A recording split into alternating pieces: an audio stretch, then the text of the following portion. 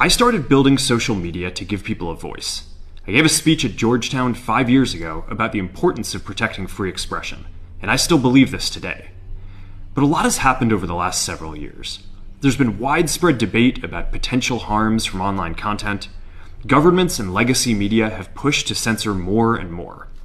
A lot of this is clearly political, but there's also a lot of legitimately bad stuff out there. Drugs, terrorism, child exploitation. These are things that we take very seriously, and I want to make sure that we handle responsibly. So we built a lot of complex systems to moderate content. But the problem with complex systems is they make mistakes. Even if they accidentally censor just 1% of posts, that's millions of people. And we've reached a point where it's just too many mistakes and too much censorship. The recent elections also feel like a cultural tipping point towards once again prioritizing speech. So we're going to get back to our roots and focus on reducing mistakes, simplifying our policies, and restoring free expression on our platforms. More specifically, here's what we're going to do. First, we're going to get rid of fact checkers and replace them with community notes, similar to X, starting in the US. After Trump first got elected in 2016, the legacy media wrote nonstop about how misinformation was a threat to democracy. We tried in good faith to address those concerns without becoming the arbiters of truth. But the fact checkers have just been too politically biased and have destroyed more trust than they've created, especially in the US. So over the next couple of months, we're going to phase in a more comprehensive community notes system. Second, we're going to simplify our content policies and get rid of a bunch of restrictions on topics like immigration and gender that are just out of touch with mainstream discourse. What started as a movement to be more inclusive has increasingly been used to shut down opinions and shut out people with different ideas, and it's gone too far.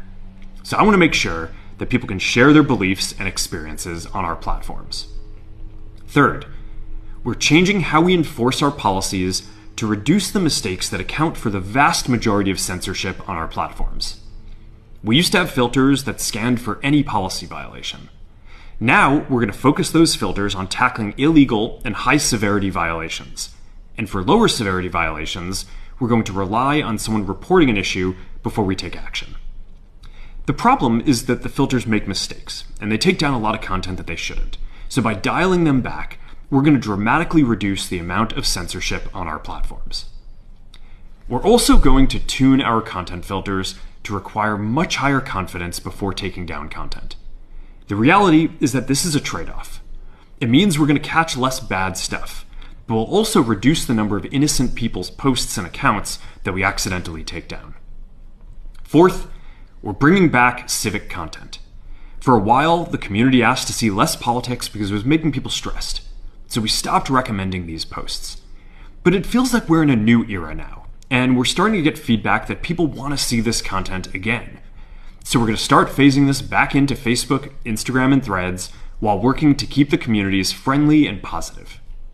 Fifth, we're going to move our trust and safety and content moderation teams out of California, and our US-based content review is going to be based in Texas. As we work to promote free expression, I think that it will help us build trust to do this work in places where there is less concern about the bias of our teams. Finally, we're going to work with President Trump to push back on governments around the world that are going after American companies and pushing to censor more. The US has the strongest constitutional protections for free expression in the world.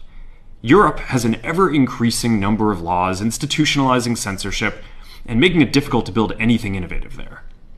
Latin American countries have secret courts that can order companies to quietly take things down. China has censored our apps from even working in the country. The only way that we can push back on this global trend is with the support of the US government. And that's why it's been so difficult over the past 4 years when even the US government has pushed for censorship. By going after us and other American companies, it has emboldened other governments to go even further. But now we have the opportunity to restore free expression, and I am excited to take it. It'll take time to get this right, and these are complex systems. They're never going to be perfect. There's also a lot of illegal stuff that we still need to work very hard to remove.